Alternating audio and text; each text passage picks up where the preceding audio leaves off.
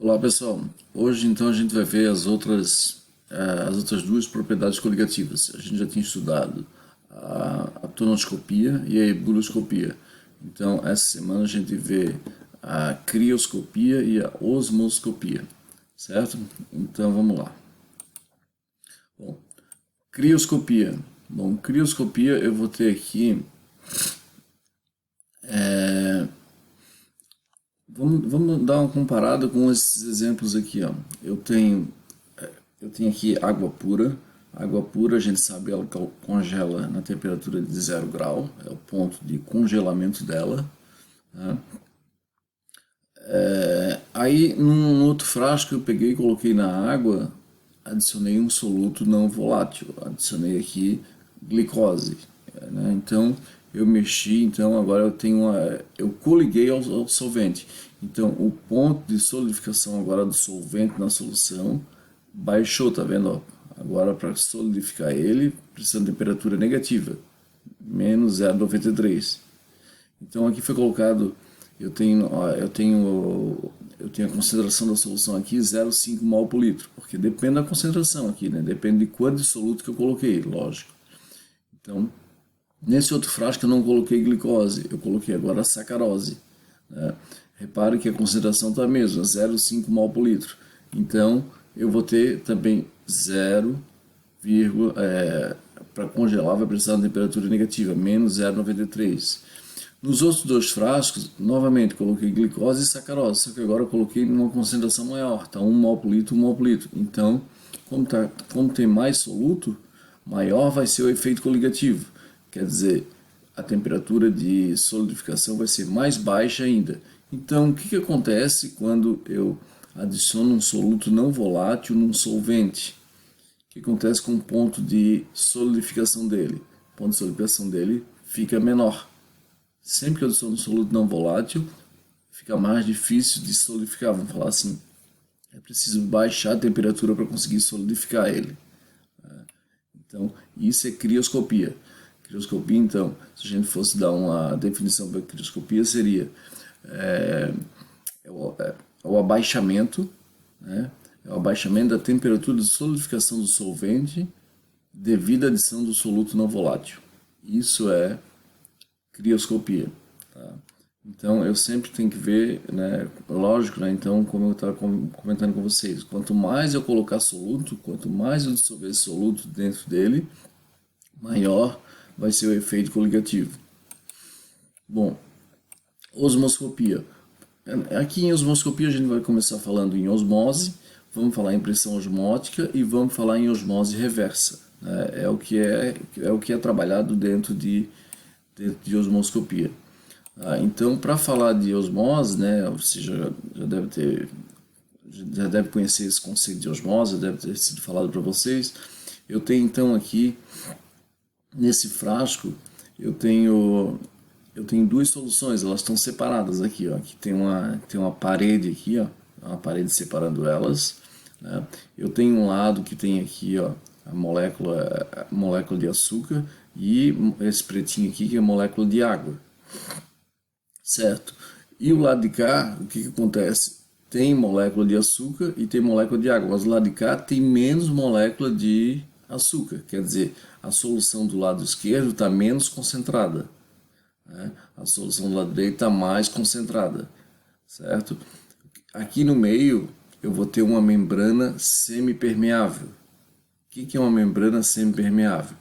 Bom, o papel de filtro que a gente faz um cafezinho, a gente faz em casa um cafezinho, é uma membrana permeável. Ali, quando eu estou filtrando, está passando o café. Está passando o café pronto, está passando soluto e solvente. Então essa membrana permite passar os dois. Existe membrana impermeável, por exemplo, um saquinho assim saquinho, por exemplo, de supermercado, um saquinho de embalar produtos em casa, é uma membrana impermeável. E existe aquele que é semipermeável, aquele que permite a passagem apenas do solvente, não deixa o soluto passar. Então, essa membrana que a gente vai se referir aqui é uma membrana semipermeável. Tá escrito aqui, ó, membrana semipermeável. Então, ela permite a passagem apenas de solvente. Então, como um lado da solução está mais concentrado, Então vai ter migração de solvente. Tá? Então eu tenho assim, ó, eu tenho um meio aqui que está hipotônico, a gente diz, porque tem baixa concentração de soluto. O outro meio, em comparação com o primeiro, ele é hipertônico, já que tem bastante soluto. Aqui, no caso aqui tem 4 soluto, esse aqui só tinha um. Então esse aqui é hipertônico em relação ao da esquerda. Certo? Então, o que acontece aqui? Através dessa membrana semipermeável, vai migrar moléculas de água. Ela vai migrar do meio hipotônico para o meio hipertônico, até que as concentrações fiquem iguais. Então eu vou ter assim, ó, eu vou ter então, no final aqui eu vou ter um meio isotônico, tá vendo? Aqui um lado sobe o volume, sobe porque vai passar solvente para a direita, então sobe, aí dilui, passando solvente vai diluir. Então fica mais diluído e esse aqui vai ficando mais concentrado, porque vai perdendo solvente, até que eles ficam com concentrações iguais, aí eles ficam isotônicos. Tá? Isso é osmose. Osmose, então, o que é? A migração do solvente do meio hipotônico para o meio hipertônico, do meio menos concentrado para o meio mais concentrado, até que fique isotônico. Né? Membrana semipermeável, que a gente pode citar para vocês, ó, por exemplo, papel celofane, é uma membrana semipermeável. Então, quer dizer, permite a passagem de solvente e não permite a passagem de soluto.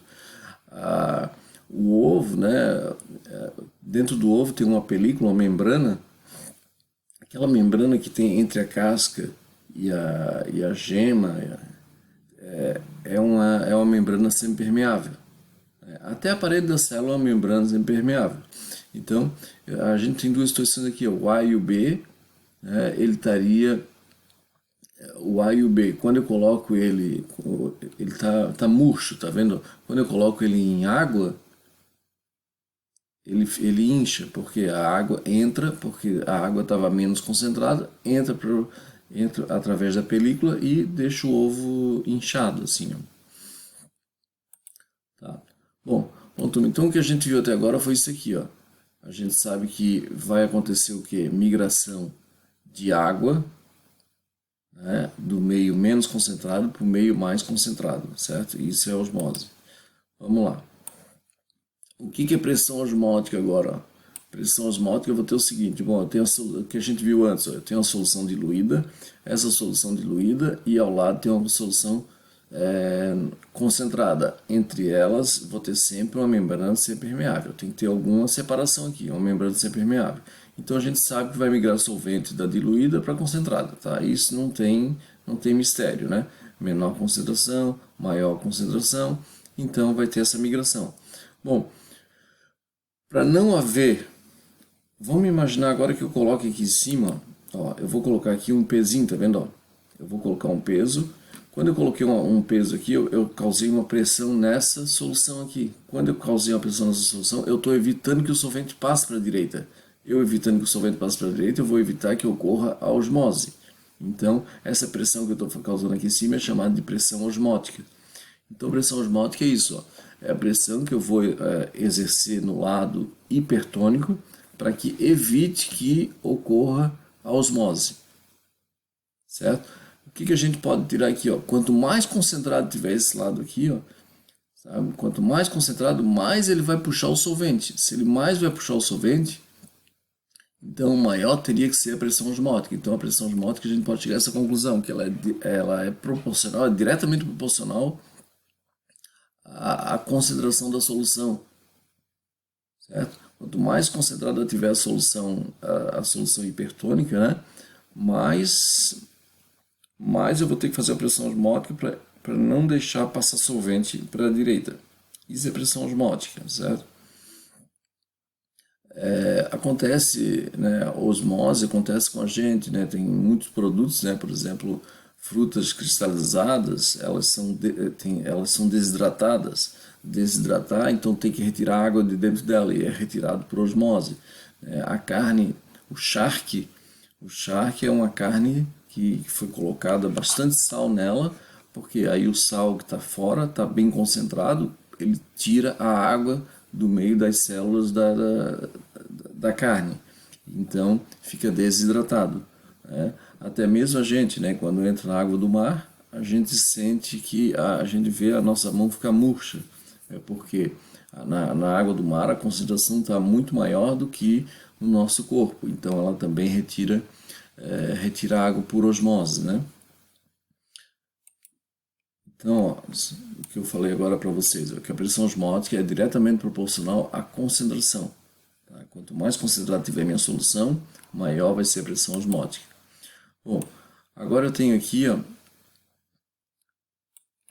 osmose reversa. Osmose reversa é um conceito bastante cobrado, sabe? O que é osmose reversa? Bom, então eu tenho aqui em comunicação, aqui, ó, eu tenho duas soluções. Eu tenho uma água, por exemplo, uma água contaminada e uma água pura, né? Eu tenho aqui a minha membrana semipermeável. Ao natural, o que aconteceria? A água pura passaria para o lado mais concentrado, viria da direita para a esquerda. Mas se eu pegar e exercer uma pressão aqui em cima, se eu pegar e colocar uma pressão aqui, eu vou evitar a osmose. Mas se eu fizer uma pressão maior, tá vendo? A pressão maior que a pressão osmótica. Se eu fizer uma força maior aqui, se eu fizer uma força maior, eu vou forçar moléculas de água do meu frasco concentrado passar para o meu frasco diluído. Então eu estou fazendo a osmose reversa. É um modo de tratar uma água, né? Não é o modo mais conveniente, né? Porque o tratamento de água é bem mais vantajoso do jeito que é feito, né? Mas seria um modo de aplicar um tratamento de água, assim, ó. Em navios, né? Em cruzeiros, eles costumam fazer esse tipo de tratamento, né? Para deixar a água, pegar a água do mar, que está bem concentrada, para deixar ela sem sal, né? Então, tem que fazer uma osmose reversa, tem que aplicar uma pressão e uma pressão maior que a pressão osmótica, viu? Olha a diferença, viu? Pressão osmótica era só uma pressão que eu fosse aplicar aqui em cima, só para evitar que acontecesse a osmose, porque ao natural viria da direita para a esquerda. Agora, se eu fizer uma força maior ainda, eu vou estar aplicando uma pressão maior que a pressão osmótica, então vai acontecer a osmose reversa, certo? E eu vou tendo líquido puro aqui.